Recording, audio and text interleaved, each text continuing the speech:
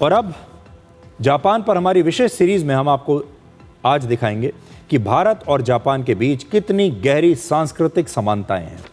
3 दिनों की भारत की यात्रा पूरी करने के बाद जापान की प्रधानमंत्री सनाए ताकाइची आज टोक्यो लौट गई। उनकी इस यात्रा को भाई बहन और नमस्ते वाली डिप्लोमेसी के लिए याद किया जाएगा। कल प्रधानमंत्री मोदी ने जापान की प्रधानमंत्री को अपनी छोटी बहन कहा था, तो आज जापान सरकार ने सोशल मीडिया प्लेटफॉर्म एक्स पर प्रधानमंत्री मोदी और ताकाइची की एक दूसरे को नमस्ते करने वाली तस्वीरें शेयर की हैं। इस पोस्ट में लिखा है कि हाथ जोड़ने की इस मुद्रा को अंजलि मुद्रा कहा जाता है और ये सम्मान और आदर व्यक्त करने का एक पारंपरिक तरीका है। अब भाई बहन और नमस्ते वाली ये डिप्लोमेसी भारत की संस्कृति को दिखाती है। इसलिए आज आपको भारत और जापान के सांस्कृतिक रिश्तों में सांस्कृतिक राष्ट्रवाद का इतिहास हम बताएंगे। कल हमने आपको भारत और जापान के रिश्तों में आर्थिक राष्ट्रवाद की कहानी बताई थी, लेकिन 2 देशों के बीच रिश्ते सिर्फ पैसे से नहीं बनते, बल्कि संस्कृति से बनते हैं, विचारों से बनते हैं और सभ्यता से बनते हैं। दुनिया में ऐसे बहुत कम देश हैं जिनके बीच व्यापार से पहले संस्कृति का रिश्ता बना, और भारत और जापान उनमें शामिल हैं।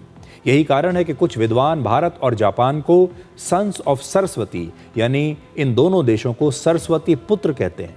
आप में से कई लोगों ने इसके बारे में नहीं सुना होगा, लेकिन ये कहानी बड़ी दिलचस्प है, ध्यान से सुनिए।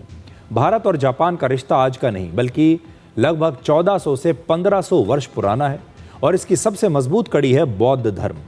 बौद्ध धर्म जिसका भारत में जन्म हुआ, 6ठी शताब्दी में चीन और कोरिया के रास्ते होता हुआ ये जापान पहुंचा। भगवान बुद्ध की शिक्षाएं जापान पहुंची। जापान ने बौद्ध धर्म को सिर्फ स्वीकार ही नहीं किया, बल्कि उसे अपनी संस्कृति और जीवन में ढाल भी लिया। और यही वजह है कि आज भी जापान के करोड़ों लोग भारत को केवल एक देश नहीं, बल्कि बुद्ध की पवित्र भूमि के रूप में देखते हैं। जापान से हर साल लगभग 2 लाख लोग भारत घूमने आते हैं, जिनमें से काफ़ी संख्या में लोग बोध गया और सारनाथ जैसे बुद्ध के जीवन से जुड़े स्थानों पर जाते हैं। उनके लिए ये सिर्फ टूरिज्म नहीं, बल्कि अपनी आध्यात्मिक जड़ों से जुड़ने का एक तरीका है। दोनों देशों के सांस्कृतिक रिश्तों की सबसे रोचक और कम चर्चित कहानी मां सरस्वती से जुड़ी है। जापान में देवी सरस्वती को बेंजेतेन कहा जाता है। बेंजेतेन, उन्हें ज्ञान, संगीत, कला और बुद्धि की देवी माना जाता है, और आज भी जापान के कई मंदिरों में उनकी पूजा होती है। और यही कारण है कि कुछ इतिहासकार भारत और जापान को सरस्वती पुत्र कहते हैं। मां सरस्वती के अलावा जापान में कई और हिंदू देवी देवताओं की अलग नामों से पूजा की जाती है। जैसे भगवान गणेश की कांगीतेन नाम से पूजा होती है, और देवराज इंद्र की ताइशा कुतेन के रूप में पूजा की जाती है। दोनों देशों में इन देवताओं के नाम अलग अलग जरूर हैं, लेकिन इनमें समानताएं भी हैं।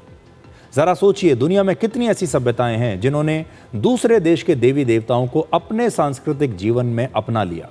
ये दुनिया के इतिहास में शायद सबसे अनोखे सांस्कृतिक रिश्तों में से एक है, जहां एक देश की धार्मिक और सांस्कृतिक विचारधारा दूसरे देश की भी एक पहचान बन गई। बौद्ध धर्म और हिंदू देवी देवताओं के अलावा भारत और जापान के बीच सिद्धम लिपि को लेकर भी एक अटूट रिश्ता है, जिसके बारे में बहुत कम लोग जानते हैं। यह संस्कृत लिखने की एक प्राचीन भारतीय लिपि है, जिसका विकास लगभग 6ठी से 8वीं शताब्दी के बीच भारत में हुआ। आज ये लिपि भारत में लगभग खत्म हो चुकी है। भारतीय बौद्ध विद्वान संस्कृत के ग्रंथ को लेकर चीन गए थे, और फिर चीन से जापान के विद्वान इस ग्रंथ को लेकर जापान चले गए, और इस तरह से संस्कृत और सिद्धम लिपि जापान पहुंची। जापान के कई पुराने बौद्धिक मंदिरों में आज भी संस्कृत के पवित्र अक्षर इसी सिद्धम लिपि में लिखे हुए मिलते हैं, और इन अक्षरों को बौद्ध धर्म में बहुत पवित्र माना जाता है। और सबसे दिलचस्प बात यह कि भारत में शायद ही कोई व्यक्ति सिद्धम लिपि पढ़ पाता हो, लेकिन जापान में अनेक बौद्ध मठों में आज भी भिक्षु सिद्धम लिपि सीखते हैं, और वो संस्कृत मंत्र इसी लिपि में लिखते हैं। यानी भारत में जिस लिपि का जन्म हुआ, वो जापान की धार्मिक विरासत बन गई। क्या इससे बड़ा सम्मान किसी सभ्यता को मिल सकता है? और ये जानकारी बताती है कि भारत कैसे एक समय में वाकई में विश्व गुरु हुआ करता था। लेकिन अब भारत और जापान की इस दोस्ती पर चीन बड़ा परेशान है। चीन के विदेश मंत्रालय ने कहा है कि 2 देशों के बीच सहयोग किसी तीसरे देश को निशाना बनाने या उसके हितों को नुकसान पहुंचाने के लिए नहीं होना चाहिए। जापान और भारत ने दोस्ती के एक नए अध्याय की शुरुआत की है। भारत और जापान ने अपने संयुक्त बयान में दक्षिण और पूर्वी चीन सागर की स्थिति पर गंभीर चिंता जताते हुए समुद्री मार्गों की स्वतंत्रता रोकने या ताकत के दम पर हालात बदलने की कोशिश का विरोध किया है। और इसीलिए चीन नाराज हो रहा है, क्योंकि उसे लगता है कि भारत और जापान के ऐसे बयान और उनकी बढ़ती दोस्ती चीन को घेरने की रणनीति का ही एक हिस्सा है।